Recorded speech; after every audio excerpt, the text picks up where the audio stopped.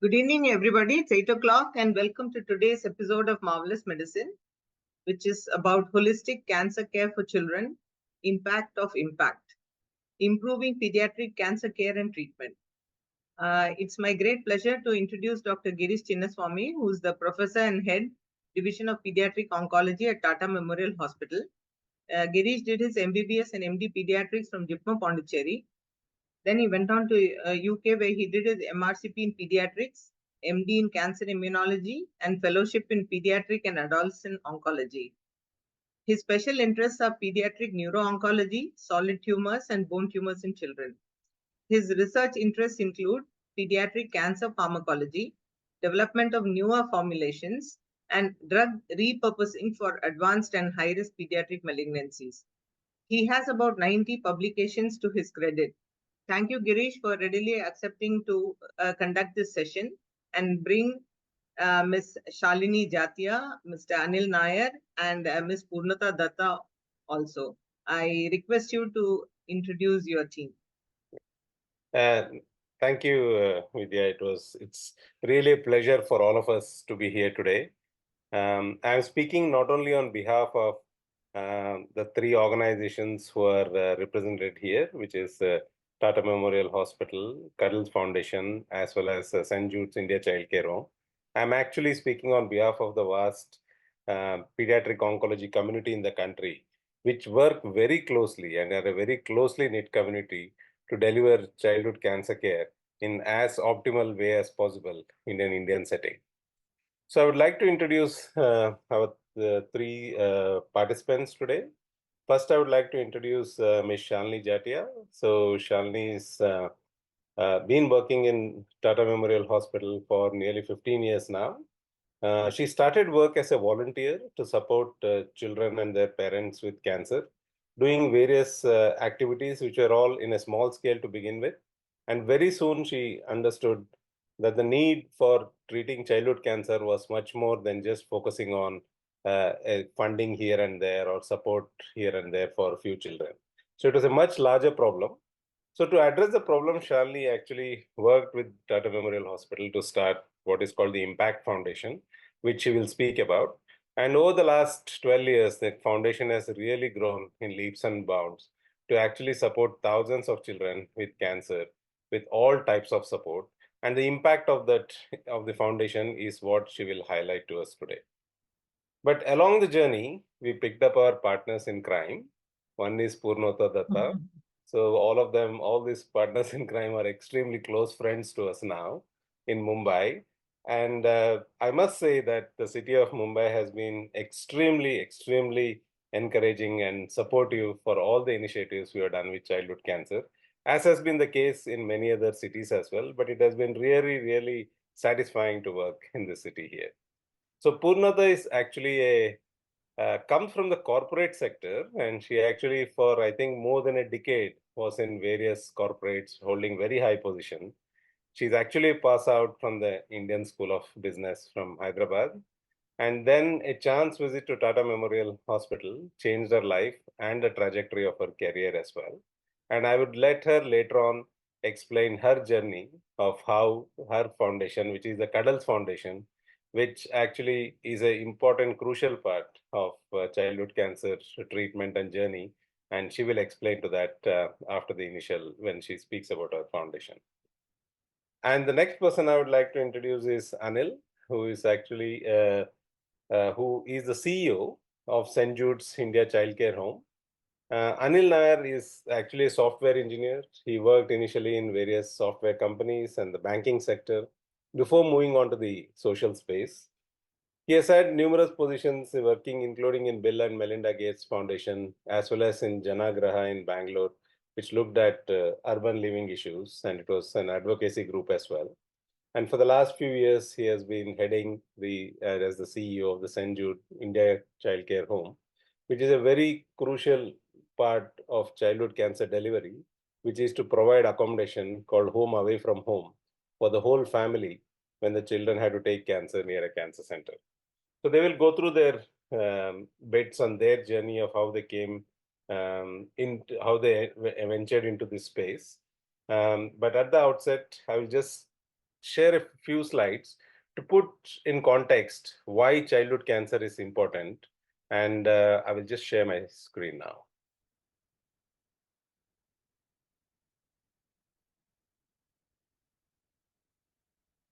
So you can see my slides? Yes, Girish. Yeah, okay. So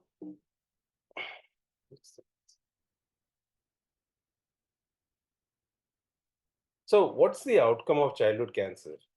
So compared to adult cancers, childhood cancer has got an extremely good long-term survival. In fact, if you see the graph on the left, which is from UK and that is replicated across all high-income countries, that between 1970s to, if you take up to 2000, the survival of childhood cancer improved dramatically from 20-30% to over 80%. And that's what it continues to be in Europe and North America. And each of those graphs are different childhood cancers, which are all have shown significant improvement over a period of time. However, in the low and middle income countries, the outcome still varies between 10 to 40%. And if you look at it in India itself, in tertiary units, the outcome is pretty good. So they are able to achieve an outcome of well over 60%. But across the country, the estimated survival by various modeling, which has been done very recently, is about 38%. That means a lot of children do not reach the right place at the right time to benefit from getting this therapy and achieve an outcome of well over 60%. Now, the reasons for success for childhood cancer is that childhood cancers are very different from adult. These are what are called embryonal tumors. Adults are mostly what are called somatic malignancies. And the type of cancers we see in children are very different. The commonest are leukemias and lymphomas. And the second commonest is the brain tumors. And the rest, solid tumors, are just 1/3 of the rest of the cancers. The critical thing is that these tumors are extremely, exquisitely sensitive to chemotherapy. And so conventional chemotherapy drugs, which are all off patent, very cheap, produce a dramatic response in these cancers. And in fact, the last chemotherapy drug ever produced for childhood cancer was in the 1970s. And even today, the combination of those 15, 16 drugs is what we use to achieve a cure rate of well over 60%. The second thing is children tolerate chemotherapy extremely well because they do not have any significant comorbidities like diabetes or hypertension. So it is possible to deliver high doses of chemotherapy and intense chemotherapy to these children. Though they are small, they tolerate it much better than adults. Because childhood cancers are not common, it has led to what are known as cooperative group trials, where multiple centers in a particular country or the region have come together and conducted various trials and evolved treatment regimens which are standardized across the globe now. And these trials have let us understand how to use the drugs better, which were all conventional chemotherapy drugs, and how to bring in multimodality treatment, radiotherapy and surgery as and when required. By optimally understanding the multimodality treatment regimens, we are able to deliver good survival rates with little long-term toxicity. Other important aspect is improvement in supportive care. As I said, we give very high doses of chemotherapy, which adults will not tolerate. But over a period of time, we have learned that this intense therapy requires a lot of supportive care and toxicity management, and we evolved many protocols and strategies how to handle them. And more critically is that in the Western countries, the children, we realized that we're getting holistic support. It was not just support for the child. The whole family needs a support. The parents need to stay with the child. And the periods of treatment are long. It's 6 months to 12 months. And they're intense therapies. So they have to stay near the tertiary centers. And if you don't provide the holistic support to families, the families would not be able to cope with the treatment and would drop out of treatment, which would lead to a significantly poor outcome. But the problem in low and middle income countries, and maybe India too, is very different. What we saw was the reasons for success in high income countries. But in low middle income countries, the issues are different. One, about 400,000 childhood cancers are diagnosed in the world every year. The graph on the left, the red line, shows what is the projected number of childhood cancers seen every year. But the number diagnosed is just over 200,000. That means about 50% of the childhood cancers do not reach treatment centers, are not even getting diagnosed, and are dying before they receive any appropriate therapy. So even though the treatment may work very well, picking up a childhood cancer, bringing them to the right center, getting the right treatment has been a problem. That means access to care is a significant issue. So in view of that, in spite of high income countries where only 20% of childhood cancer are seen, have got 80% cure rate, 80% of the children who stay in the low and middle income countries are getting suboptimal therapy. And hence, the global cure rate today stands at only 37.1%. And that is only by modeling, which we know, and making various estimates.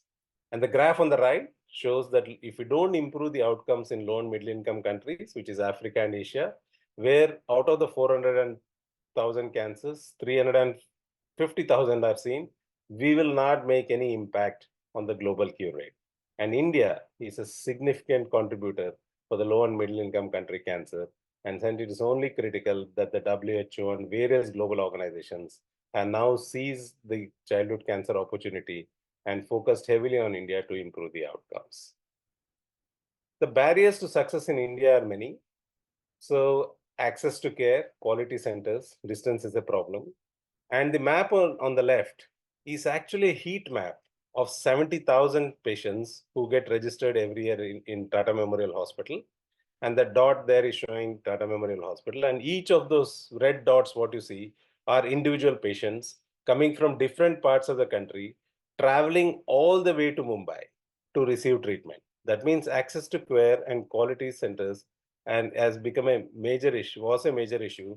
And hence the distance patients have to travel all the way from Northeast to come to Mumbai or from Uttar Pradesh to come to Mumbai became a major issue for delivery of care. And these 70,000 are actually adult and pediatrics, but it just gives you a problem with accessibility to quality centers in many parts of India. They have to stay away from home long periods, especially with childhood cancer. So what happens to livelihood and the families, the rest of the family? Dedicated multidisciplinary teams were few, though there has been a significant improvement in the last decade. Inadequate support to families in terms of funding and various other issues, which Shalini will speak about, and the problems which are intrinsic to many low and middle income countries as well as in India. Malnutrition being a significant problem, infections being very different from what are seen in the West. All these became our barriers to success.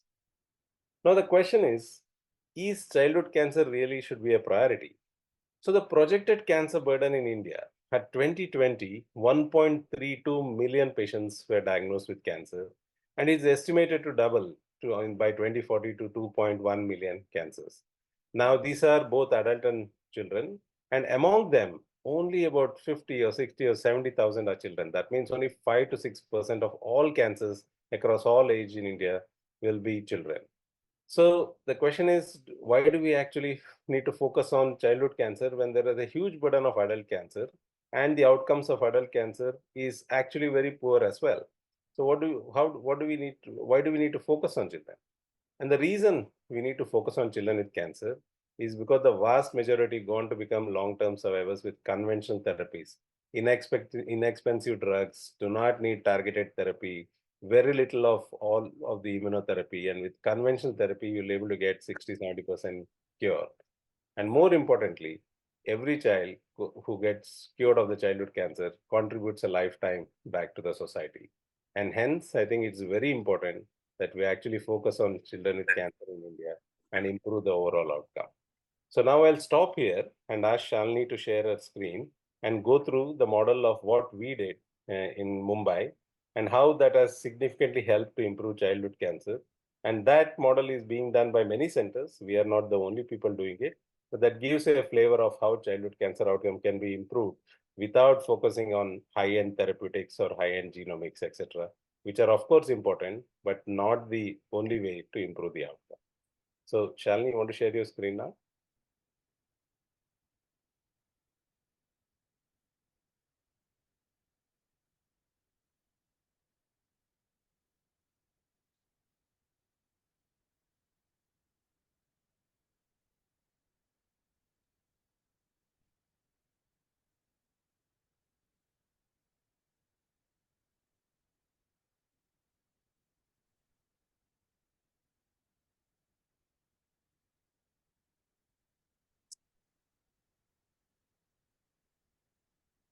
Girish, can this be seen? Yeah, we can see now.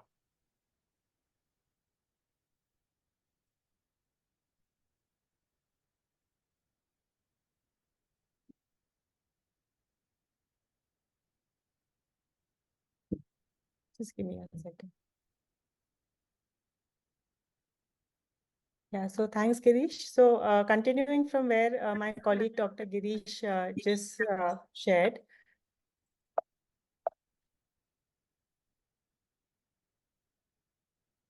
Sorry, I think I'm having a problem with this. Just click on the screen once and the slide. Yeah. Yeah, it's moving. Yeah. So yeah, so as he shared about the numbers, so we have almost 25,000 children across India who are actually reaching hospitals for any sort of cancer treatment. And if we see out of this 25,000, close to anything between 3,500 to 4,000 are reaching just the Tata Memorial Center hospitals, which I'll speak a little more about. So Tata Memorial Center was actually made by the House of Tatas, and it was built in 1941. And this happened when Lady Meherbai Tata, she died of leukemia in 1932. And in her memory and to give back to the country, this hospital was made by the Sir Dorabji Tata Trust. Later on, it was handed over to the Department of Atomic Energy, Government of India. So from then to now, we are an autonomous body under the Department of Atomic Energy. So Tata Memorial Center is the parent body, and under Tata Memorial Center, we have 9 hospitals across 6 states, and currently 2 more hospitals are under construction. So we have 2 hospitals in Mumbai, which is Tata Memorial Hospital and ACTRAC. We have 2 hospitals in Varanasi. We have 2 in Punjab. We have 1 in Visakhapatnam, 1 in Muzaffarpur in Bihar, and 1 in Guwahati. I'm just sharing some pictures of Mumbai, ACTRAC, which is Navi Mumbai, then Varanasi. This is our center in Guwahati. And the other smaller centers, one is in Visakhapatnam, one is Bihar, Muzaffarpur, and one center of Punjab.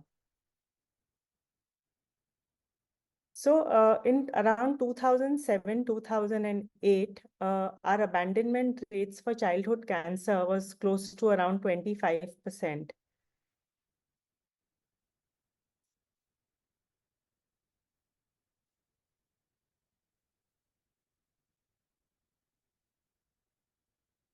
I had actually led a survey in 2009, 2010, and what we did is we pulled out all the data of all the families that had abandoned treatment for 3 consecutive years, starting from 2009 until 2011.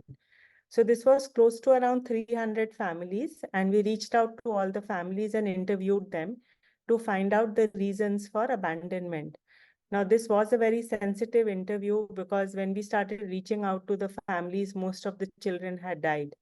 And to speak to their parents and to know the reasons of why they refused treatment, or many of them initiated and then abandoned treatment, it was quite a sensitive interview. And we put together the findings of the interviews that we conducted.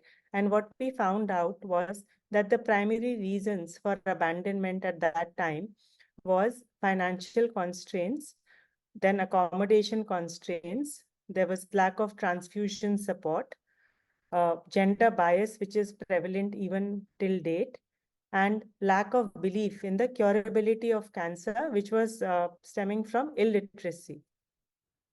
So after understanding all these reasons, we put together the pediatric foundation of the hospital, which is called ImPaCCT Foundation.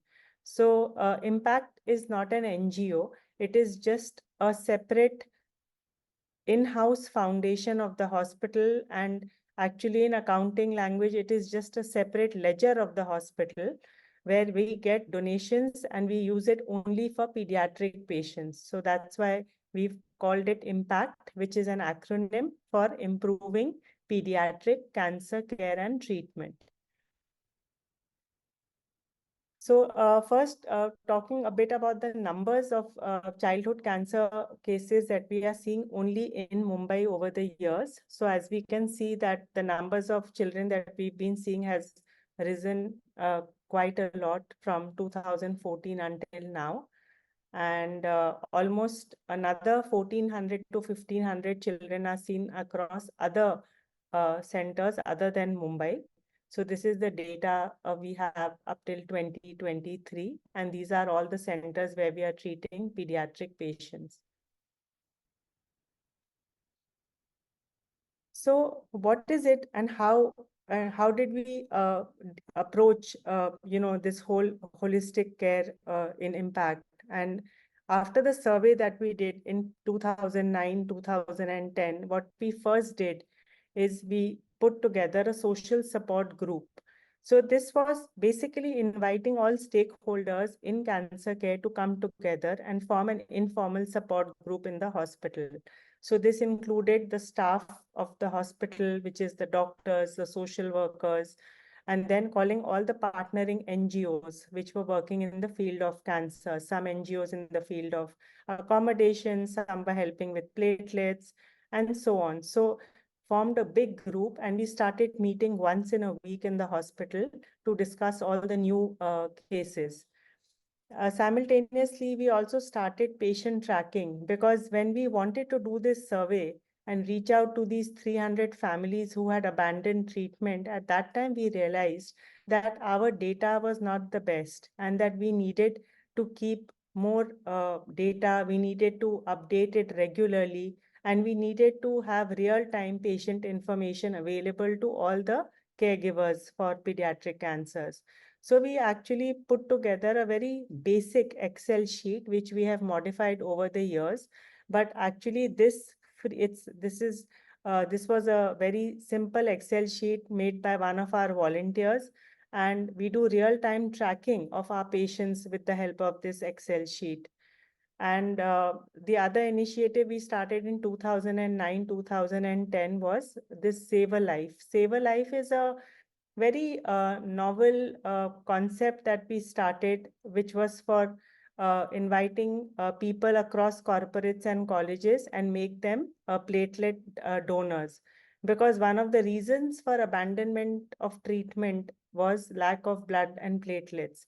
So we started reaching out to hospitals, to colleges, to corporates, and we started motivating people to come and register for platelet donation. Now, as you see, over the years, we started introducing new initiatives. So in 2011 and 12, we started this whole concept of financial adoption. So we again reached out to donors, individuals at that time, and then some of the public and the private charitable trusts, some NGOs, and we started requesting them for larger corpus of funds. And this was to do the financial adoption of children who could get fully cured of their cancer. We also started putting a nutrition program in place. And another program that we started in 2011 and 12 was the bereavement support, because there were a few children who would lose their lives to cancer while being treated at the hospital. And we wanted to do their last rites, give them dignity in their deaths. And we also put together a separate fund for this. So what we realized early was that the best way to reach out to people and help, ask them for help, was to do it according to projects. So all the funding that we get from then until now, we always reach out to a person on the basis of a project. So whether someone wants to help us for accommodation, someone wants to help us for nutrition, someone wants to help for patient treatment, and so on. Then we once our basics were in place in 2013 and 14, we also started focusing on other components of care, and that was education, and also tying up with several centers for providing accommodation. Way back then, in starting from 2009 and 10, we requested an NGO to make footpath rounds. So these rounds became very popular because 7 to 8 social workers, members of the NGO, would all, after the sun would set, go out to see whether there are actually any children staying on the footpath. And if they were, they would make a note of those families, get their contact details, and call them to the OPD the next day. And then we would ensure that within one day, we are giving them an accommodation, some place to stay. So today we have Anil Nair, and Anil has been the CEO of St. Jude, and St. Jude is a very strong partner of ours for accommodation, and he's going to share more of how we implemented the accommodation program at the hospital. Moving further, another game changer was the CSR funding, which came about in 2013-14 with the amendment in the Companies Act. Now, that again was a huge, huge game changer for us because we suddenly started getting far more donations as compared to the past when we were getting donations only through NGOs and through individuals. So the corporates had larger amounts of funds to give out, and many of our projects were getting picked up. We started getting support, and we also had the dependency only on the government grants became little less because the turnaround time of the government funds was way longer. It required far more documentation and paperwork as compared to corporate funding.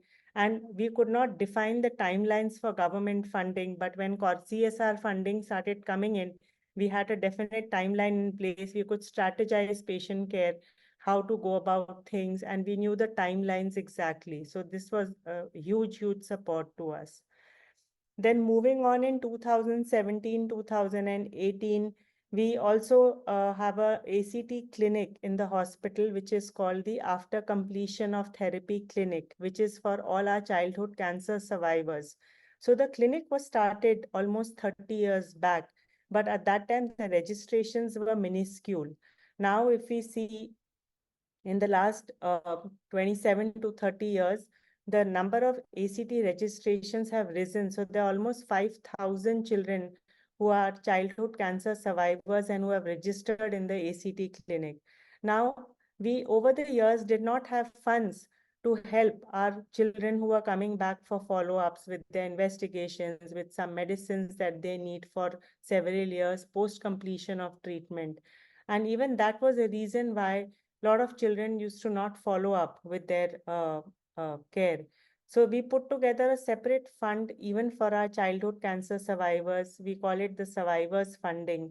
And this also motivated a lot of families to start coming in regularly for their follow-ups. We started increasing our team members. So our team size, which means that the number of staff we hired through the Impact Foundation, it began only with 2 or 3 people in 2009, but today we have close to around 65 support staff who are hired by Impact Foundation. And then, as we mentioned about all our centers, so we have 9 centers. So all these centers started coming up from around 2015-16 onwards. And now we are having staff in all our centers. We are sending the funds that Impact Foundation is raising for childhood cancer across all these 9 centers. So making sure that all the help that is being collected in Mumbai is not just for Mumbai alone, but it is for all the Tata Memorial Center hospitals. Then going further, we also increased the survivorship program in 21-22. We increased the team size across our centers.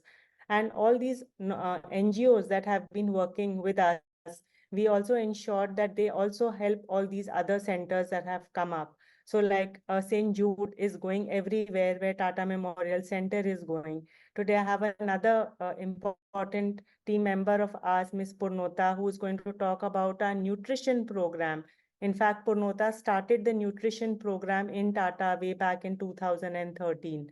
And that program has scaled up immensely also. And nutrition is like an important arm. It's the 4th arm of pediatric cancer care.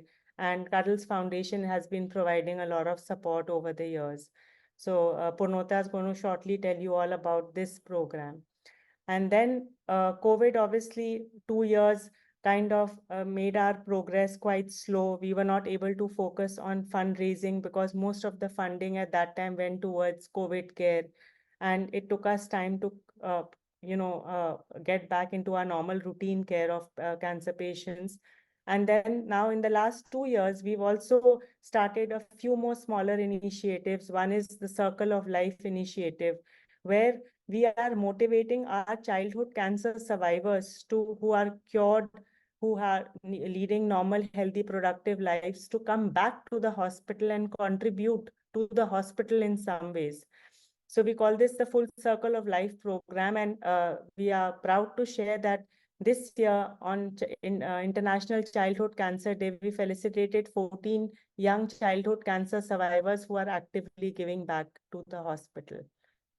So this is what our Impact Foundation holistic support strategy looks like. All these components of care that I've just shared, whether it's financial support for treatment, accommodation, nutrition, the blood and platelets, psychosocial support, which is offered to all the families that come to the hospital, then education support. We have classes in the hospital, in the ward, and in the OPD. And also we send our children to BMC schools through NGOs.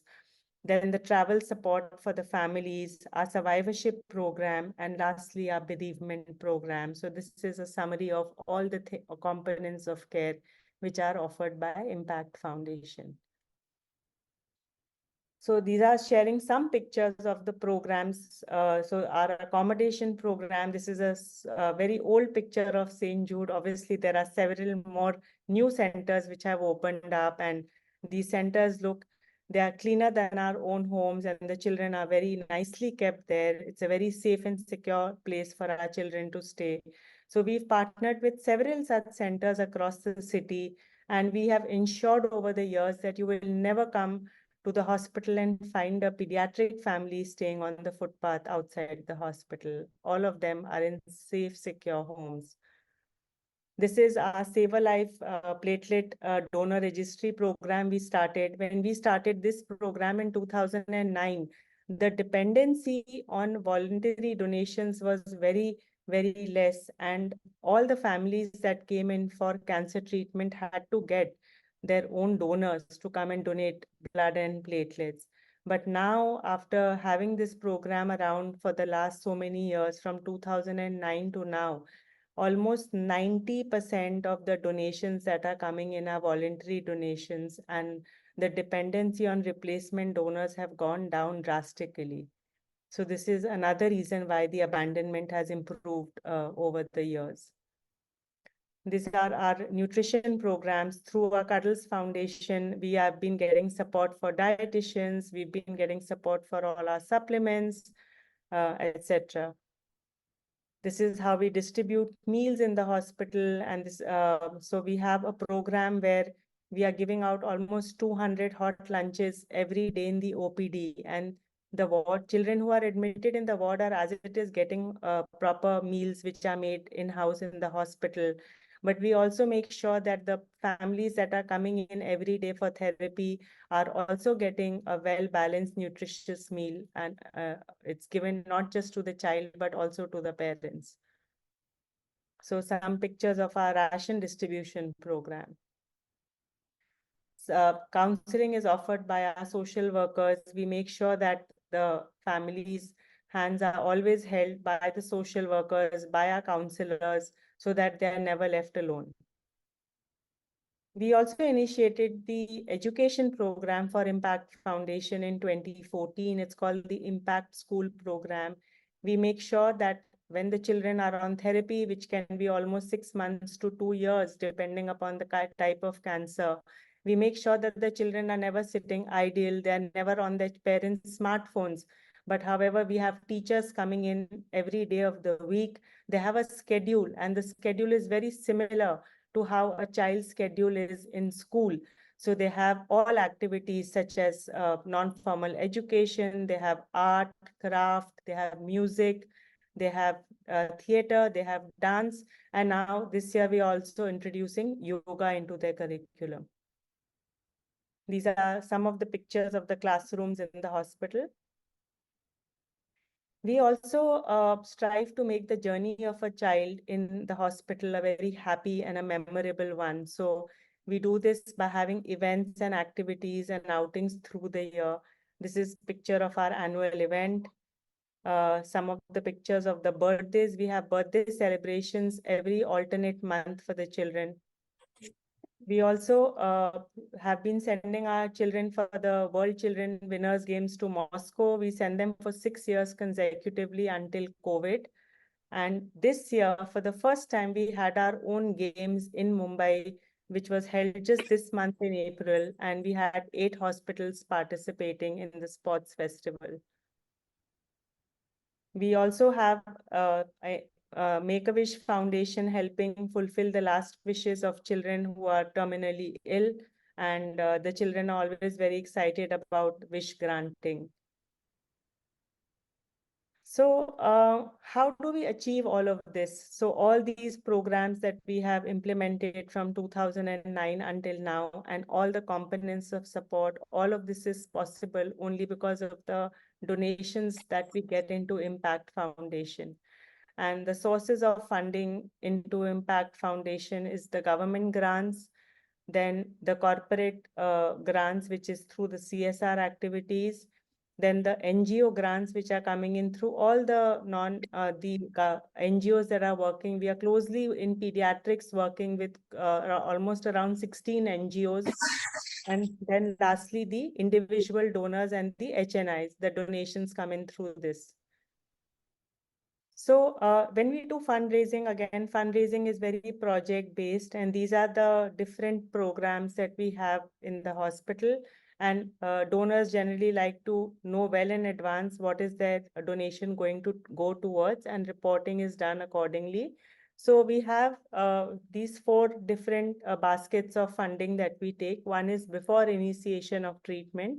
So we take money from for their workup, which we call emergency funding. And for children who've come into the hospital during the first day when they require ICU admissions, etc. And they also need accommodation, because even before we know the kind of treatment and the type of cancer that the child has to be put into an accommodation center, and then their local travel. This is all before initiation of treatment. Now, once treatment is initiated, then the families need continuous funds for other components. So such as they need treatment funds, then we need funds for blood products, even to have the Save a Life campaign in order to drive that campaign and to keep the data, to have coordinators managing that. That's a separate program on its own. Then the child needs accommodation, nutrition support, again, local travel, education for the child, and also bereavement. Then we also have other sources of funding coming in for our infrastructure. So like equipment, capacity building, infrastructure support, and also to continuously refurbish our wards and to make it child friendly. So the OPD and the wards. And once the treatment of the child is completed, we need funds for continuous follow-up, which goes on lifelong, and also education support for children who want to reintegrate back into society once they've completed with their treatment, and skill development to ensure that the children also get jobs and lead healthy, productive lives. So this is the funding that we have done. So we started small in 2010 and 11, and in the first year, we were able to raise 61 lakhs. And right now in the year 22-23, we were able to raise 68 crores. So the funding has gone up manifold.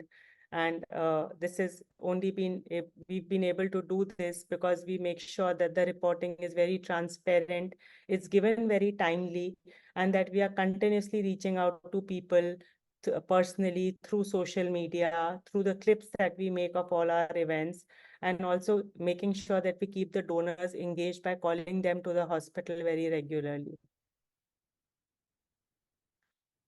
Another very important program that we started in the last 3 to 4 years was the public-private partnership. This is something that Dr. Girish will be able to explain later more in depth about. But We also have a long wait list for transplants because we have just 2 pediatric transplant beds in the hospital.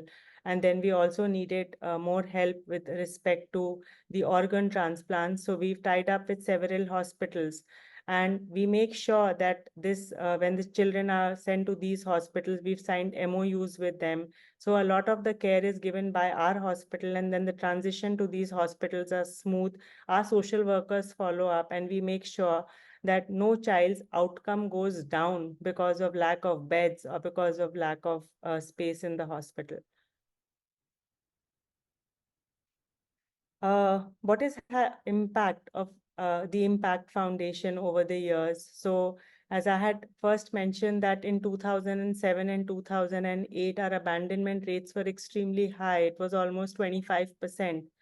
And that has fallen down. And last year in 2023, our abandonment rates was 1.77%. And this 1.77% is something that we still have not been able to completely eradicate. And this is because there are several reasons why parents still do not want to come and take treatment even after traveling thousands of kilometers. And some of these reasons are maybe families coming in with many children, so they don't want to let go of their income in the village or whatever jobs they are doing, and they'd rather sacrifice that one child if they have more children. Then another reason is illiteracy and lack of belief in the curability of cancer. Sometimes parents are very scared of surgeries and they take discharge against medical advice and go home. So there are these several reasons that we are still working upon, but our abandonment rates are still 1.77%. We had, when we first did this whole survey in 2010 and 11, we had submitted an abstract in PsyOp and we won the Best Paper Award. And our holistic program, we've published it now in the PBC journal in 2019, and it shows the work that we have done over the years and how the impact model has improvised over the years. So that is available. And this model, which we have set up in ImPaCCT Foundation, it's a very economical and a durable model. And we have replicated it against in all our TMC centers. We have our doctors who have left us and gone to other settings, and they have made sure that they've implemented the ImPaCCT model. We are constantly in touch with several hospitals across the country, and we train them and we share all our templates with them so that even they are able to do active fundraising. And it has the potential to be used in similar settings even outside India. So this is the mission and the vision of ImPaCCT Foundation, that each child suffering with cancer should get the best chance at cure. Thank you. Thank you, Girish. Thanks, Shalini, for giving a overview of the enormous work the ImPaCCT Foundation and Tata Memorial Hospital has been doing for children with cancer. But as we said earlier, we are not in this journey alone. There are many, many partners, very, very crucial people who have supported us at the right time. And I would like first to call Purnota Dutta, who is the founder and CEO of Cuddles Foundation. And Purnota, if you can briefly in a few minutes, just share your journey of how you started Cuddles Foundation, being from a corporate world. How did you move into this? And what have you done? What has been the impact of Cuddles Foundation over the last 8-9 years? Yeah, thank you, Dr. Girish. And every time I see this presentation, and I'm reminded of the amazing work that's happening, and I'm filled with such joy, I can't tell you. So congratulations on all that Tata Memorial has been doing. The way this started actually is that I was, like you had said, about 11 years ago, I had a regular corporate job, and I used to donate to Tata Memorial just because it is a very beautiful and very clean system. So as a donor, I really only cared about knowing where my money was going. And while I was, and during that time, I remember that I delivered my first child, Ahana, and I was on maternity leave, and I got a call from one of the doctors who said that, why don't you come and take care and meet the children you're sponsoring? and I ended up going to the hospital. And as we all know, that the first visit to the hospital really is a face-to-face introduction to what kids who have cancer go through. It was extremely hard. And within 5 minutes, I was ready to turn around and leave. And it's then actually Shalini who was there, who said, now that you've come here, you can't go. And she took me to the ward on the 11th floor to meet the kids who I was sponsoring, whose treatment I was sponsoring. And there, as it happened, I saw a little girl who was wearing the black nazar ka dhaga on the same feet as my daughter, which was just really the moment of epiphany where I realized that, it could have been anyone. And it's just luck that I was here as a donor and that child was there. So I went to Shalini and I said, what else can I do? I'm on my maternity leave. I have a little bit of extra time. And she said something very strange, I remember, and that was the time, I think that was the day Cuddles was born, and actually Shalini is the real mother of Cuddles, I keep telling her. She said, we get funding around treatment, but we don't get any funding around nutrition, which I found extremely bizarre because as Indians, the only thing that we do, like culturally, we feed. So I said, whatever little I am giving towards treatment, I'm happy to give towards nutrition. And slowly, every time there was a requirement, Shalini started calling me. And soon it exceeded, what I could do in a personal capacity. And I ended up doing this full time under the patient care and guidance of course, Shalini. As well as I must give credit to Dr. Brijesh Arora there, who was doing some seminal work around pediatric oncology nutrition. I met him and he said, will you be able to raise funding? Because I have all this data, all this knowledge, this protocol around saying if we were to administer nutrition to a child, when a child is taking chemotherapy, the outcomes are stupendous. The outcomes are amazing. And sure enough, we tied up with Tata Memorial Hospital. I knew that I wanted, if I'm doing this full time, I wanted it to be a scalable program. So all our, the roadmap, the model, etc., was perfected at Tata Memorial. And then after 2 years, we took it to 4 hospitals in Bombay and what started as 1 hospital at Tata Memorial. Today, we are at about 42 centers across 22 cities in India, supporting children with cancer with nutrition. And very quickly, I want to just talk about what we do in nutrition, because when you say nutrition, the general tendency is to think of hot meals. But actually, the program has 4 key pillars. The first pillar is that we tie up with the hospitals and we do capacity building, where we provide the hospitals with trained nutritionists. These are nutritionists who are trained in the science of pediatric oncology nutrition. What they do is actually at the cusp of medicine and nutrition, and they work as if they are a part of the hospital. For example, our team of nutritionists at Tata Memorial are actually the Tata Memorial nutritionists. They work very closely with the doctors. What we do is we monitor their performance. Then these nutritionists actually assess the grade of malnourishment in every single child who walks through the doors and writes a nutrition prescription that is for that particular child. And that nutrition prescription has components like supplements. We focus a lot on, nutrition through regular foods. We don't want the caregivers to be dependent on supplements. So there is a whole lot around, regular food as well. And then we realized that there was a lot of abandonment that was happening across hospitals because the parents were not able to feed their other children and themselves. And hence we started the ration program. Shalini just showed some pictures of the ration program. So that's the third strong pillar of what we do. And the fourth is actually we do a lot of training with the caregivers because we don't want them, again, dependent on Cuddles Foundation once the child gets well and the child goes back, which has an amazing community level impact.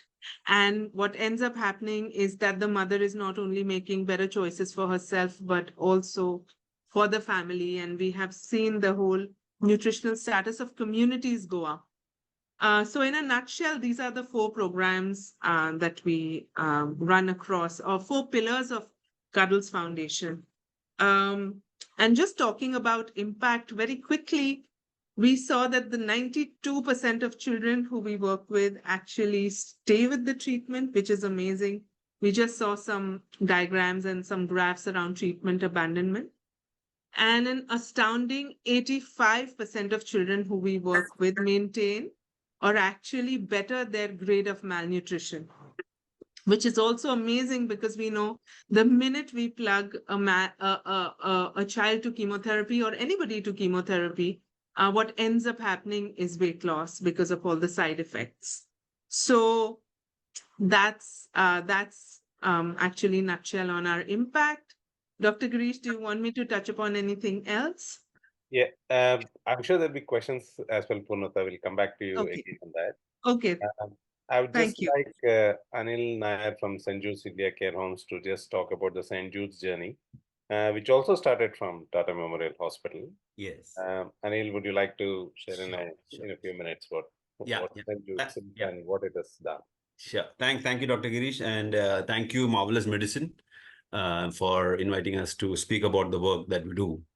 So very much in terms of, so I'll try and not cover what's already been spoken.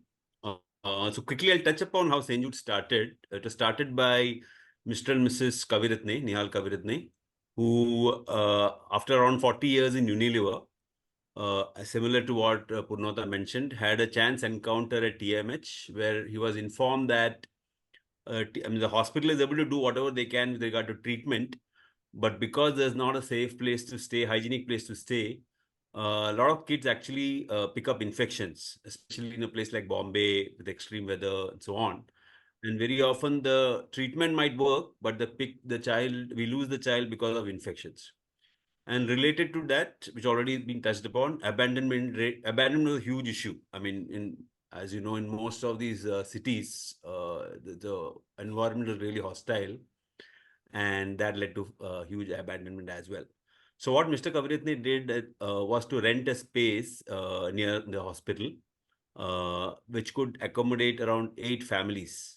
And I think what was unique about, his forward thinking was that, given the tendency in India, given that a rupee goes far, was to focus on quality rather than quantity.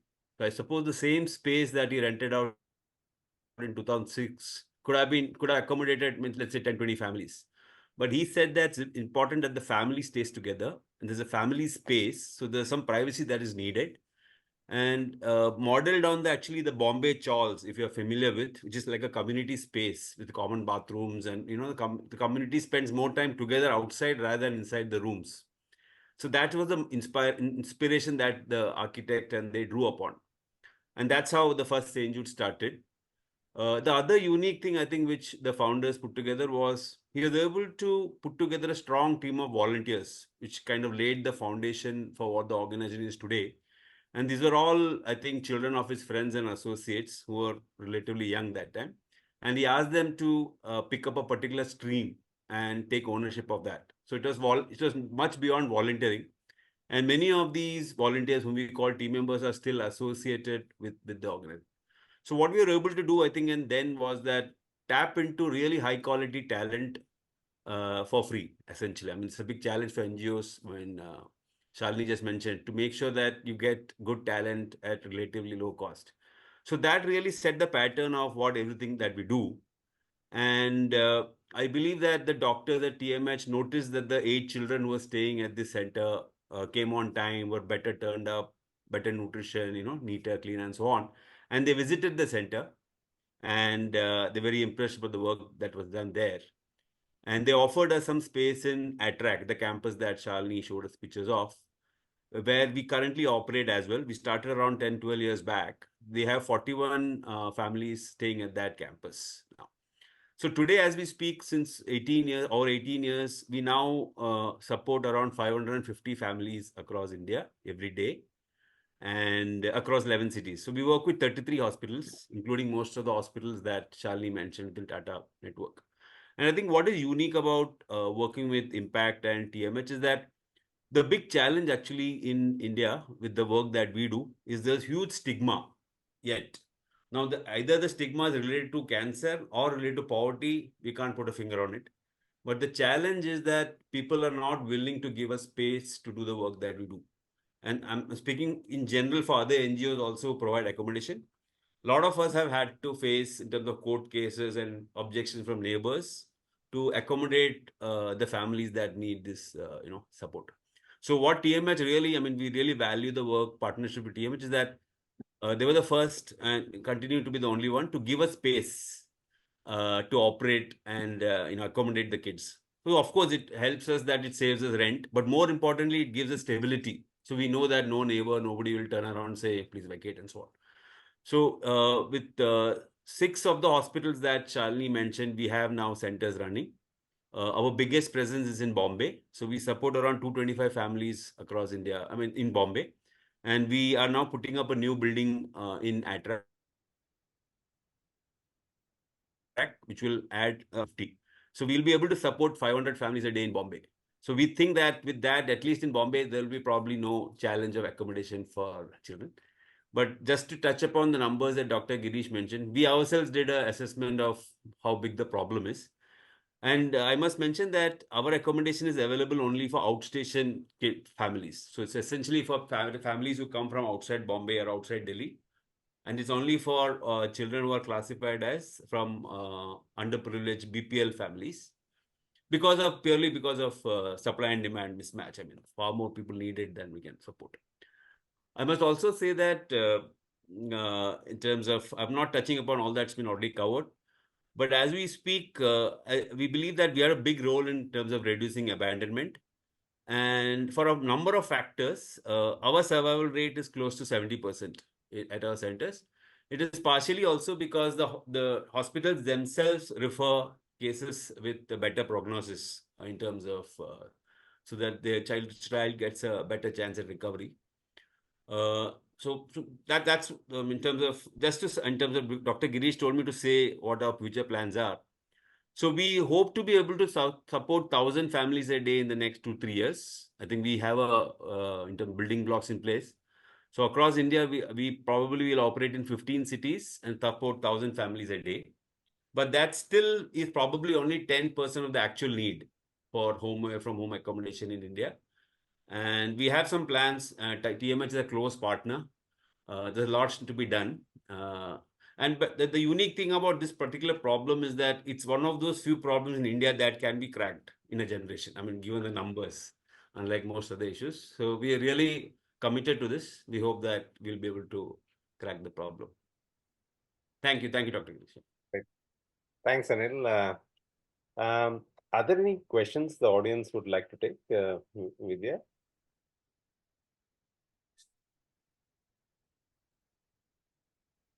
Yeah,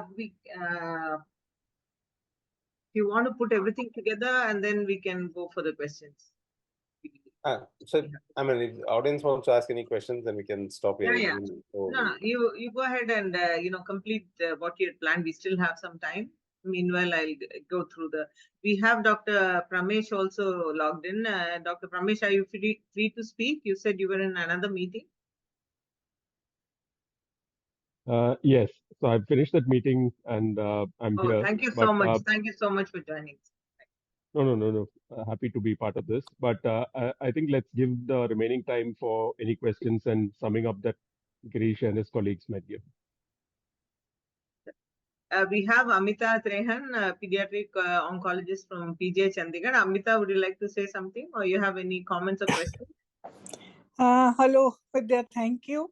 And thank you to Girish and Shalini and Purnota and Mr. Nair for their, very wonderful overview of what has been happening for the last so many years. I think what I want to say is that till about 15 odd years ago in India, the problem which doctors faced was, when we used to, NGO was equated with giving money to patients for treatment.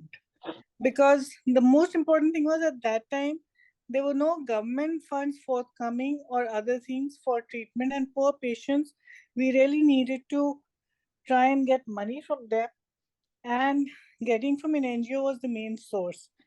And the sea change came when the government started helping for treatment funds. And this happened a good 15 odd years ago. So the money which NGOs had could now be, number one, diverted to other activities, as well as the awareness that other things were needed. We struggled with this, we struggled with housing, etc., for the last so many years. But it was not forthcoming that we could get support. And now it's an actual sea change that, we don't actually need money for treatment, but so we need other things which are now so well available that things which were kind of a dream 15, 20 years ago are now becoming a reality. And it's absolute, I think all the larger centers, all of us who've shown an improvement in cancer care has been, the doctors were always there, we always tried, but we didn't have the support.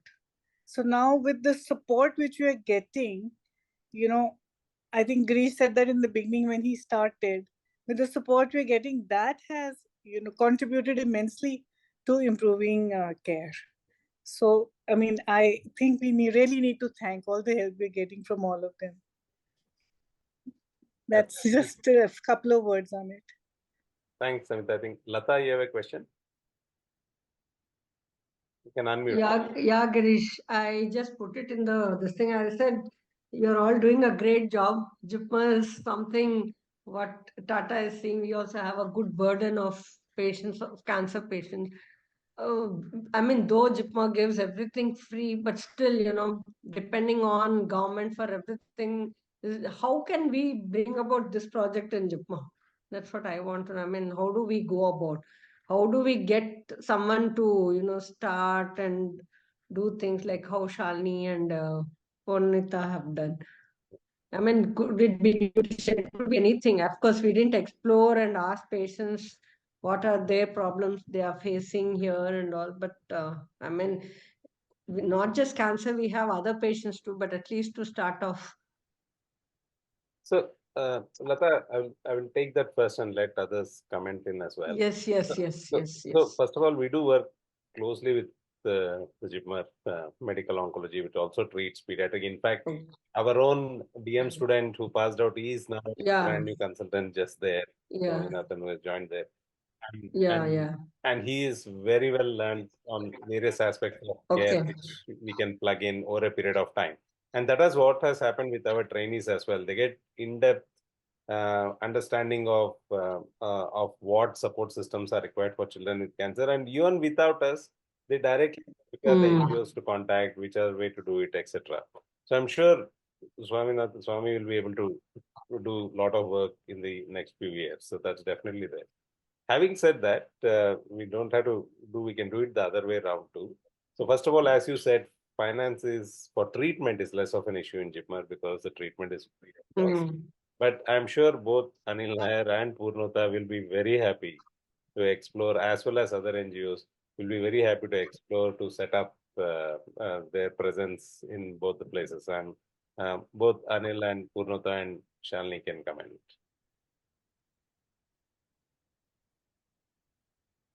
Anil? Yeah, Dr. Girish. No, definitely. I mean, usually, as you know, we do a need assessment. So I'll be in touch with Dr. Lata as well as I'll speak to Dr. Swami as well. See in terms of what can be feasibly done and take it up, Dr. Girish. We'll update you. Of course, we have to get permission from the administration before we do anything that's a different issue. But it just got, I mean... So, Anil, you can just explain to them briefly that it doesn't have to be within campus, right? I mean, it yes. So, Anil, you can... Girish, I will discuss with you later certain other things which we have so that, I mean, not in this forum, separately. I mean, this is something to do with the rest house also we have and... Sure. And Purnota, would you like to comment? Are Yeah, you... +1 to everything Anil said. Very happy to connect and take it forward, do a needs assessment and take it forward. Yeah. So, Girish, by and large, there's just been, everyone's really amazed by the work that's happening, and just all kinds of congratulations and things are pouring in. There doesn't seem to be any specific question, except that, many times one of the reasons we do Marvelous Medicine is to let doctors know what so many things that are happening, which we normally don't realize. So clear enough, Ashwini Kumar from Muzaffarpur has written, I am from Muzaffarpur, but I didn't even know that, ImPaCCT was functioning out of, so that is one of our ideas behind doing these collaborative programs. But mostly obviously everyone's amazed at your reducing abandonment rate to below 2%, which I don't think it happens even for hypertension or diabetes, forget about cancer. So it shows the commitment that you've had. And then, of course, when Shalini mentioned about why you're not able to go down below the 2%, so there is a comment from Venkatesh about that. Venkatesh, did you want to speak about anything else, or do you have any questions for the panel? Not really, ma'am. Excellent work, and thanks for having invited ImPaCCT and Tata Memorial team to give this wonderful awareness about the kind of work and quality of work that is possible in our country. So, tremendous work, and all-round applause for all of them. And it's the major issue, especially the abandonment problem, is not just confined to cancer. In fact, the very early days during I would say some 20 years back, we had a child who had pneumonia, and the child could be easily treatable, but the antibiotics could not be afforded. I mean, they couldn't afford the antibiotics, and we tried to, as young doctors, when we tried to kind of cajole the family into continue the treatment within the hospital, the answer that the father gave, was this: it's easier for him to get another child rather than to, save this one. And that seems to have stuck with me. And I'm reminded very much about this when listening to what is happening within the cancer sphere. And it's kind of fantastic to know that an abandonment rate has come down to just 2%, and just hovering around the 2% is something like a last mile kind of problem. But that's a tremendous change which has been brought up in a short period of time, which is, I mean, I have no words to really express my amazement regarding this. Thank you so much for having invited them. I mean, this is a brilliant to know about all these things. Thank you. So you have to thank Girish for coming up with this program. So Saranya has 2 questions. How are we taking this to people? And because most of people are still unaware that such facilities exist, and how do you tackle when there is a recurrence of cancer? Shalini, you want to take the first one? How is it being taken to the people?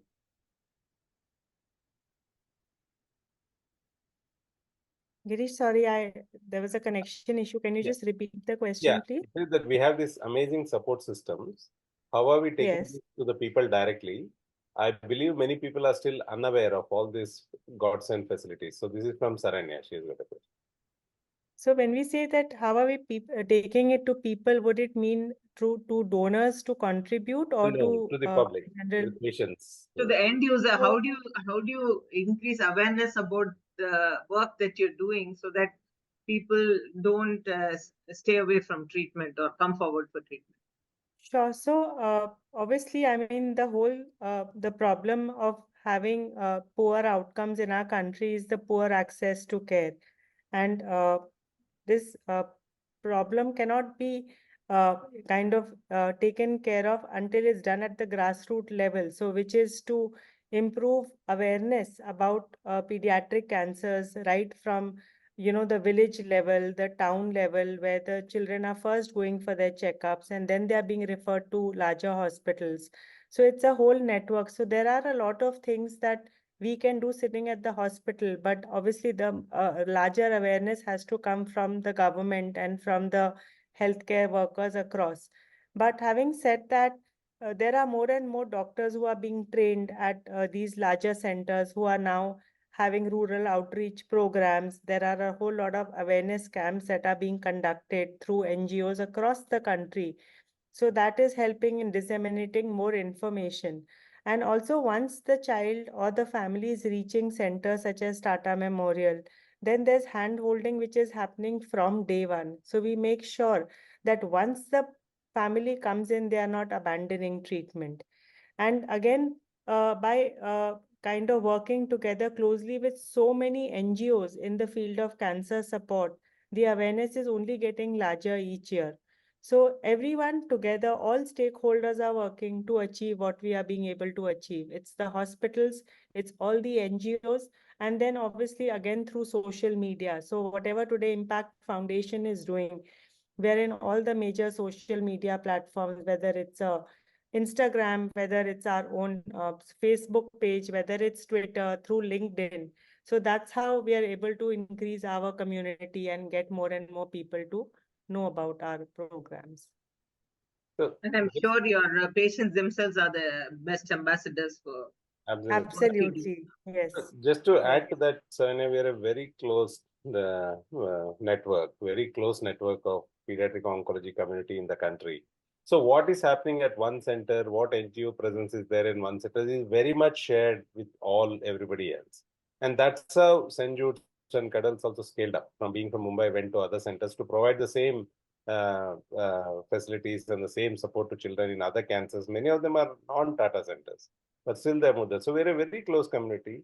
Everybody is aware pretty much of what NGOs are there. Once a child reaches any cancer center, generally the information is available to straight away because either the doctors or the social workers are able to provide that. And there are some large NGOs which are there in multiple centers as well. On top of it, to layer on top of it, I'm sure Ramesh will tell as well, the National Cancer Grid has given a huge platform for pediatric oncologists to come together. Like the tumor board, which we hold every month, is the largest tumor board in the National Cancer Grid, is in pediatric oncology. And there a lot of things are shared. Even if somebody doesn't have funding for a liver transplant, we tell, go to this place. Funding is available for a liver transplant to be done there. So that way, the patients, I think, a significant amount of information is available now than it was 7-8 years ago. And it's because of various media, NGOs, platforms which have come up. To answer your second question, so generally the most relapses in childhood cancer occur within the first 2 to 3 years. After 5 years, the relapses are very rare. They do occur, but they're very rare. But after 5 years, the other issue is not just about a small proportion of cancers coming back. Some of them actually get a second malignancy, unfortunately, because they have a cancer predisposition syndrome, or the treatment we are given actually sometimes does cause, rarely, but it does sometimes cause second malignancy. The more important thing is other survivorship issues. There are multitude of issues which come, which actually, in a proportion of them, 1/3 of them, and they need continued support. And we are now all working, all organizations, including St. Jude's, as Cuddles, all to take care of that survivorship issues which come up, which may be metabolic syndrome being high, endocrine support, what they need, visual impairment support, rehabilitation, education, psychosocial. So all that has become a very focus for us because the number of survivors have increased dramatically over the last 10 years, which is a good thing. But also we need to make sure they all are well settled in the society. Dr. Pramesh, would you like to add something, sir? No, I think all of it has been covered, but I think to oversimplify this is probably a mistake, and trying to fix things with if we give money for patients' treatment, that will take care of the treatment, or if we give nutrition, it will take care of it. If we give housing, we'll take care of it. I think the success of this entire story has been the fact that the holistic, complete 360-degree care has been provided. Getting abandonment rates from 27% to 2% is not just one fix. It's a whole ecosystem that's at place, and making sure that all the holes are plugged, all the gaps are filled, is something that's very critical. The second thing, and probably why this is such a unique initiative, is the fact that the pediatric group, the pediatric oncology group, anywhere in the world, have been probably the best at collaborating with each other. The adult cancer group has not done as good a job at collaborating, primarily because pediatric oncology being a small group, the number of patients being small, they were forced to collaborate because that was the only way they could exchange best practices, do good high quality research, and so on. And herein is a lesson for all of us treating adults that if you collaborate, the whole is so much bigger than the sum of the parts. And to me, these two elements, the 360-degree care that you are able to provide and the power of collaboration, are probably the two most important lessons that we should take away from this initiative.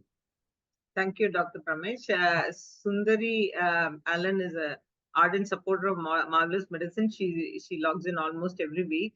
Sundari, would you like to say something? Thank you, ma'am. I just wanted to ask Shalini madam. We have witnessed that Make a Wish Foundation. She mentioned, no, sometimes the staff gets so frustrated. Parents teach kids, ask TV anyway. You are going to die. Ask this, that, and all. How are they managing this kind of demands by parents? So actually, we do meet the volunteers of Make-A-Wish Foundation at regular intervals. And earlier, we used to have a lot of these demands coming in, which actually the child did not want, but the parents wanted. But now we make sure that the counselors and the volunteers are meeting the children in the OPD area only, but without the parents, so that they can have a proper conversation with the child and know that what is it that the child wants. And the children actually have the simplest of wishes. So we have a lot of interesting wishes which are documented each month. So maybe a child wants to go to a restaurant and eat some food which he's not being allowed in his diet. Or then a child wants to, pretend to be a police officer for the day. And sometimes they want to make some trips. So a lot of these wishes are also being sensitively met with. And we are ensuring that it's not just that routine mobile phone or television that actually the parents wanted. So things have become better over the years with Make-A-Wish Foundation, and we are happy about that. Thank you, Shalini. Shiva Pillai, is there anything similar that is happening in South Africa? I think a lot of things start here, but they don't materialize because, there's something about the possibility that about the Indian community in that the desire to contribute and to give is great. But yeah, I don't know, we've become a society where we got a dependency syndrome, and it came maybe from the apartheid days when Black people were just used to handouts. And so it's very difficult, and we started many things. You start 50 things and only 5 succeeds. Because when you start things, it starts off with a lot of enthusiasm and then it fizzles out because everybody is not looking at about what they want to do and what the benefit is. They look at it as what's in it for them. And if you can't satisfy that wish, it's very difficult for us to move forward. We've got many initiatives here that we have started, mentally handicapped children. We've got things that we are doing for other treatment, holistic care for mothers and things like that. But it's very, very difficult to get everybody to participate and to get everybody to come on board. We do have the other side of it, where the government now starts to hand over money. And we've got if a child is sick, you'll get childcare grant. If you need a caregiver, you'll get you'll get a care grant. So money is poured in to people, but doesn't mean to say that it gets the effect that you need to do, because the money doesn't get used for what it is to be used. So we really, when you look at this, we wish we could just import it and get people like that to make it happen here. But excellent work. I think the thing that you should look at is when we're doing this video is to say, maybe you must, when you come out of this, they have to, most of the thing, what we have in South Africa is like a Section 21 or something, which is like an NGO. When you give money to that, you get a tax benefit and all. So that is what we must put out so that at least we can see how we can funds for this. Thanks. Thanks, Shiba. There have been many more congratulatory comments, and those who wanted to, Shalini has put out all the links where you could read about impact, and so has Anil. So Radhakrishna, would you like to say something now?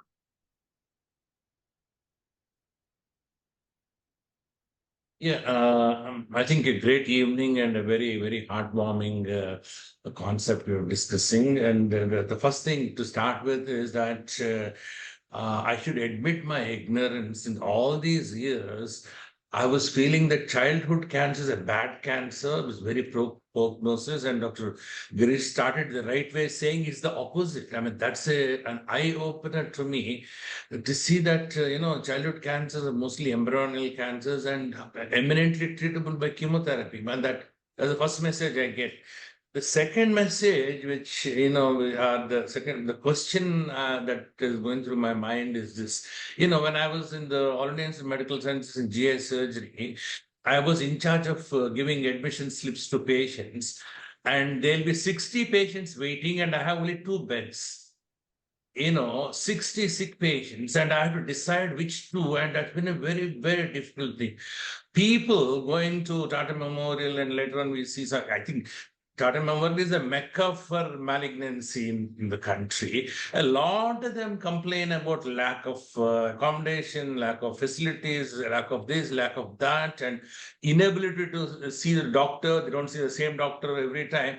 In this scenario, I wonder how the Girish and team chooses which of the whole lot of patients attending will get a priority to get the help of ImPaCCT Foundation, the Cuddles Foundation, and the St. Jude's Foundation. Who will decide who's the needy? Now, if you help 2 people, there are 20 people angry with you that, you're not giving us what is required.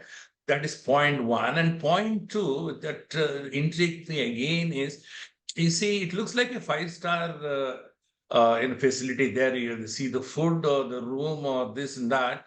And even children look quite good. They don't look like the ones who come from the least, resourceful of the whole. It looks like, the ones there, who are well-to-do families. I mean, I want comment on these 2 aspects as to who decides which person should get, and there'll be street fights outside if you refuse someone. So, thanks, Dr. Radhakrishnan. Let Shalini take the second one. She will tell you the mechanism of how funding or any other support is actually provided for any child who enters. I'll take the second question first. Is that you asked about how one was the support that the second. Yeah, but first question is, how do you choose the most needy? No, these are the patients and relatives who have to stay for months together. Cancer Correct. is not a day or a week program, and you need to accommodate from that long. Yes. So first thing is that every child gets the same level of support. It is just that we only showcased 2 organizations here today who have been one of the longest partners with us, which is Cuddles Foundation and St. Jude's India Care Homes. We have about 30 NGOs working with us. For accommodation itself, we have about 4 NGOs working with us. Nutrition, of course, we have 2 more NGOs working with us, and we have many other NGOs working with us. They are standalone accommodation centers for which we provide support. And the funding we raise, which is to the tune of 60+ crores last year, is sufficient to provide first-line evidence-based therapy to all the 4,000 children across our 11 centers. And so every child who comes to the center, we will actually provide support. Now, the question is, are all of them curative? The answer is no. Many of them are actually multiply treated and then come to us. Some of them are a poor prognosis tumor, unfortunately. And to them, we will still provide the care which they need, which is good quality or as much as possible for palliative care. There are still large amount of areas what we need to work on. Of course, as you mentioned, the crowding and all that is the problem. The more facility we build, the more it gets crowded and more patients come. So, but we are working on that. So I will let Dr. Pramesh also speak to it because he will dealing with it at a larger scale than just pediatrics. And then Shalini can tell about the processes of how we identify which child needs what. There's a very systematic process of doing that. And before the Shalini comes in, do you accept recommendations from politicians, Shiv Sena councillors, there's somebody, and would you ignore them? So we don't ignore them. We take the letter, definitely. And we take the letter and we do see the patient as each one by its whatever needs to be done. We do maintain a good level of communication with the family. And even the politicians, we do give them feedback, what is there. And by and large, most of the politicians, if we tell this is not a treatable situation or this is what needs to be done or this shouldn't be done, they are very much okay with that, pretty much okay with that. But building a rapport with the family is very critical and they build the trust pretty quickly. So I think that's what is critical for us. Ramesh, you want to talk on the larger issues we mentioned?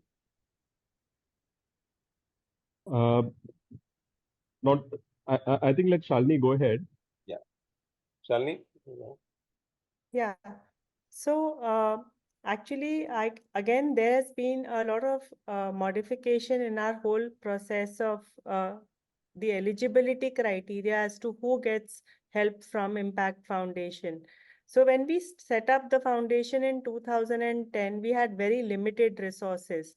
So it was only given to the patients who were admitted in the ward. So we started off there in 2010. Slowly, the donations started coming in. And as the donations started coming in, we extended support not just to the inpatients, but even to the OPD patients. Now, initially, when the registration used to happen in Tata, we still have a basic set of questions that is asked at the registration counter with respect to their income, their occupation, the address proof, and so on. But we also when we set up the social support group in 2011, we made a very detailed form, which we call the patient information sheet, the PIS form. And we brainstormed and we put together another 20 questions that we wanted to know about each family before we decide the kind of help that we are going to extend to them. So just some of those are the education status of the parents, so the father and the mother. Then the income of the father and the mother. Then the kind of house that they own. So are they having their own house or are they sharing it, or they don't have a house and they're just staying on a rented place? And sometimes we even tell them to show us some documents. When it comes to mandatory documents, every family has to show us some sort of address proof and some sort of income proof. So, but that is not the criteria for determining the funds, because we do believe at Tata Memorial that every patient who walks into Tata, who is registered in Tata as a general category patient, should be getting support from the hospital. That has been our mandate. And we are giving help. But again, there are certain CSR funds or certain government grants where there is a very strict eligibility criteria. So they want to see the income certificate. They want to see whether it's a below poverty line or an above poverty line patient. So then it becomes more detailed. We get those documents and only then we are able to give support. So this whole planning is done in detail, and that's how we kind of determine who gets how much help from Impact. But again, there is no child who has to abandon treatment because of lack of funds or because of lack of support at Tata Memorial Hospital. Yes, Dr. Radhakrishnan, just to add, you spoke about how some people may only by chance get a treatment and the next 20 may lose out. We have, as a policy, taken a conscious call that we will only offer a particular therapy to a child only if we can offer to every child who walks through our door. So just to give you an example, liver transplant, for example, we need about 8 to 10 liver transplants to be done per year for hepatoblastomas. Now, previously, we never had a mechanism how we could support 8 to 10 people because we needed a liver transplant unit who would actually absorb a lot of the costs as well and do it to us at very minimal cost. But once we actually set up a mechanism, then every child with hepatoblastoma who deserves a liver transplant will get a liver transplant. So we did not start till we were actually having that bandwidth. So we do not want a child or a parent to feel that I came 20 minutes late and the child before me actually got that opportunity and I don't have. The same thing applies for bone marrow transplant, and that is where our partnership with multiple hospitals made a huge impact in the last 4 years. We were doing only 35, about only 15 bone marrow transplants, 15 to 20 per year. Now we are doing about 125 to 140 transplants per year, all through partnerships through various hospitals, and that has worked remarkably well. So our idea is that we should only provide a treatment where no child feels that just because of waiting time or the turn, they didn't get the opportunity. We will only do the care where we can deliver every child who walks through the door. Anjali has a question. Vidya, I'm not finished. I have a couple more questions. The next one is, why isn't this phenomenon adopted by cancer centers, both private and public sector across the country? What prevents them, or are you working towards promoting those in those centers as well? Yeah, so a lot of centers have actually studied the model which we have done, and every center's need is different. So our model is not cannot be replicated at every place. So every center's need is different. Some centers funding is easily available. Some centers accommodation is not a problem.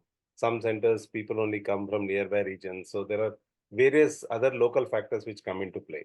But a lot of the learnings which we have done, we have shared it heavily with many centers, and many centers have adopted it as well, to varying levels and varying extents, which has happened. Now, I also noticed that if you see pediatric cardiac surgery across the countries, most of its charity. People don't spend money on that for some reason, because whenever there is a pediatric cardiology or pediatric cardiac issues there, even in the private sector, it's all by donations and this and that and that. See, even that can be corrected, that child is going to live a normal life. And how is that, as far as cancer is concerned, the inclination for treatment will be a lot lesser than, get a cardiac anomaly corrected.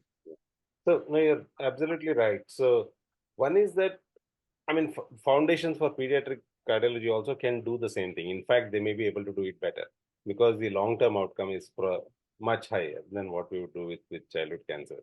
And for example, our next door hospital, BJ Wadia, is doing exactly that.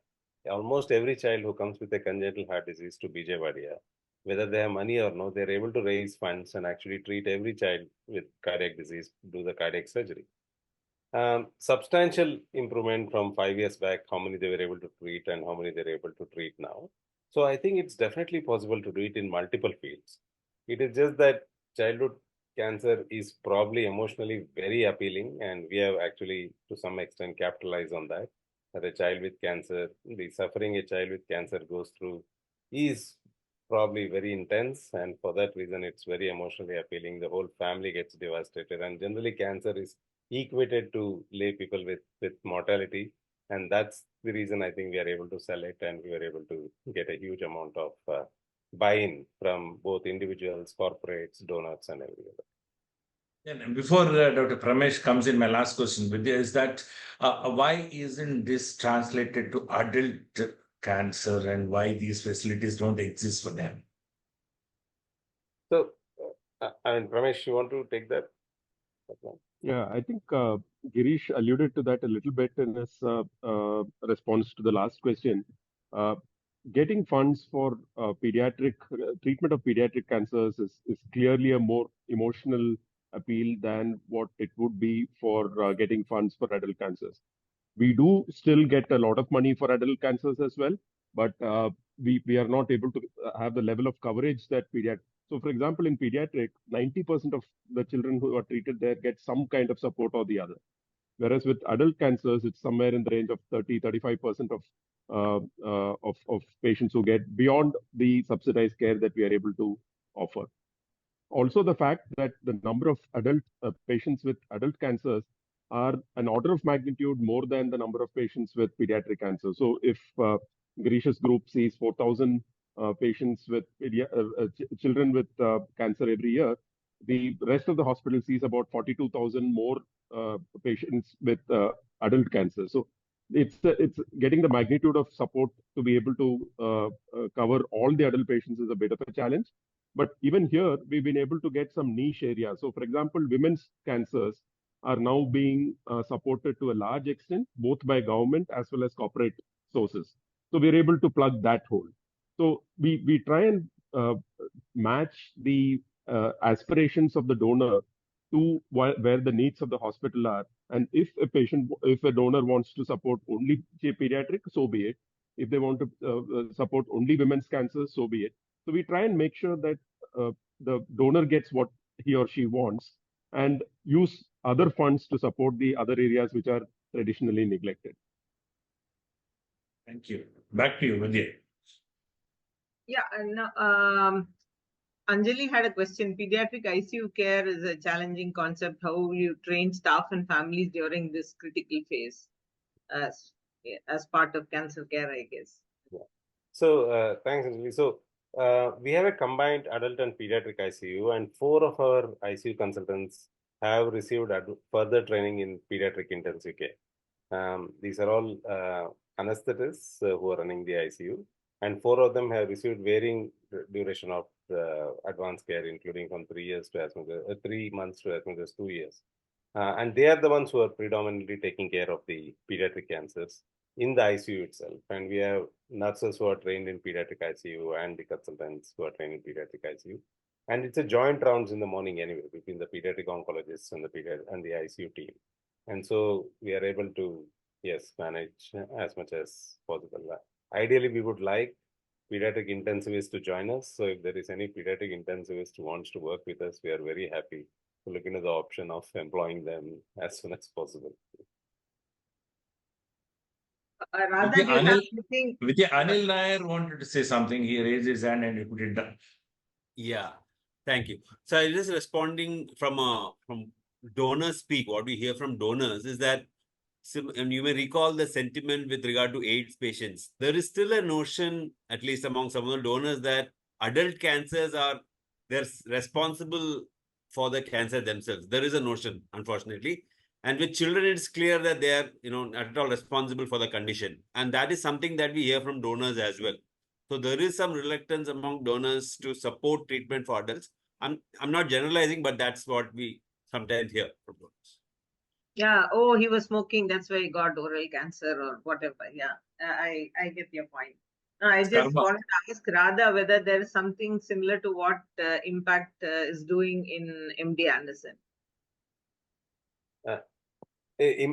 You're asking in MD Anderson? No, Radha works at MD Anderson. So I was wondering if they have something similar there. She there, Vidya? Yeah. Perhaps not. So somebody else has said that the sugar has been recognized as a carcinogen. Shouldn't there be an active propaganda to reduce or even stop it at childhood age itself? So I just want to know, maybe a spin-off from this question, Shalini, is there any part of your education, does it also include prevention? I'm not being able to hear you, sorry. Hello? You did say about education and awareness. Is there any, are you also into educating about prevention? Though we know that most of it is embryonic, but nevertheless, because somebody raised a question, I'm just asking. I think I'll let Dr. Girish answer that. Girish? Yeah, so actually childhood cancer is largely not preventable.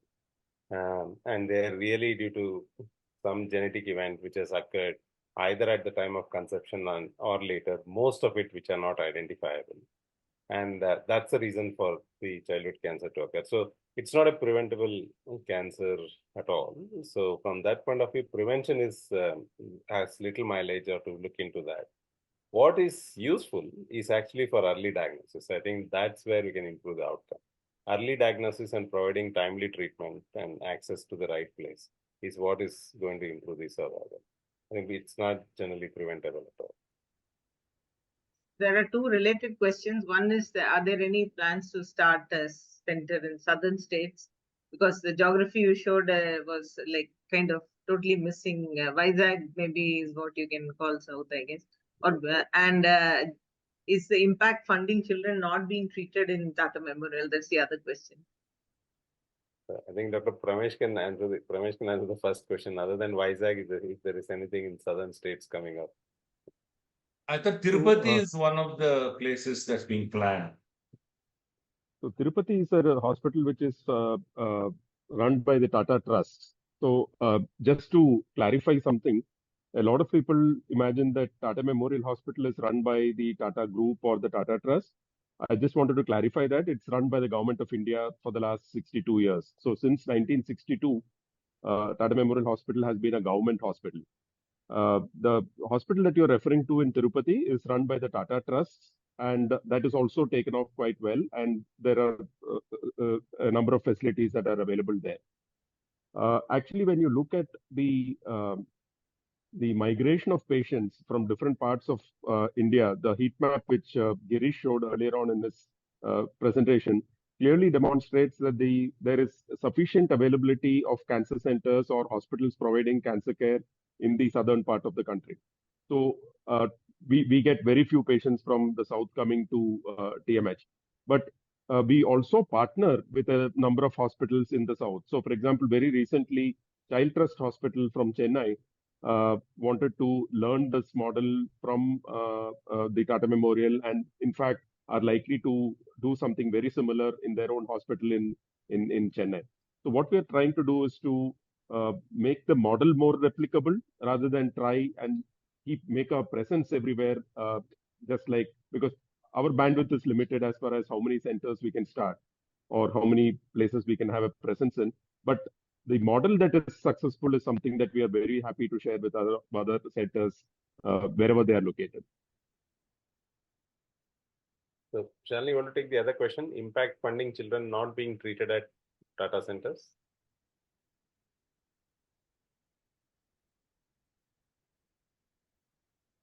No, Girish, can you again explain me about the question? The question is Impact Foundation funding children who are not getting treated at any of the Tata Memorial centers? No, so Impact Foundation is absolutely only for children who are being treated at the Tata Memorial Center hospitals, which is our 9 centers across the 6 states. However, there are a whole lot of children who sometimes have been seen outside and they come to us, and if suppose treatment hasn't been initiated in other centers, then they become our patients and we help them. If there are patients who have been registered first with us and we've referred them to other hospitals, our social workers do some level of hand-holding till they transition to the social workers to the hospital where they are referred. But we do help patients if they reach out to us from other centers or who've come to us for sample submission. We help them by telling them about the trusts available, the government grants, what is the process of applying for various government grants. So we do help, but we are not able to give any of our corporate funds to patients who are not registered with us at the hospital. And sometimes there are also several NGOs which are supporting various hospitals. So say suppose a patient has come to us and then the patient is sent to another pediatric hospital, we can tell them that, okay, this NGO is supporting that hospital as well. So meet this social worker there. So we do make sure that we help them out as much. Yeah, Lata has got her hand raised for quite a while now. I think she didn't put it down. She raised it in the beginning. It hasn't gone down yet. Yeah. Okay. So Jitendra Hazare, I hope that answers your question.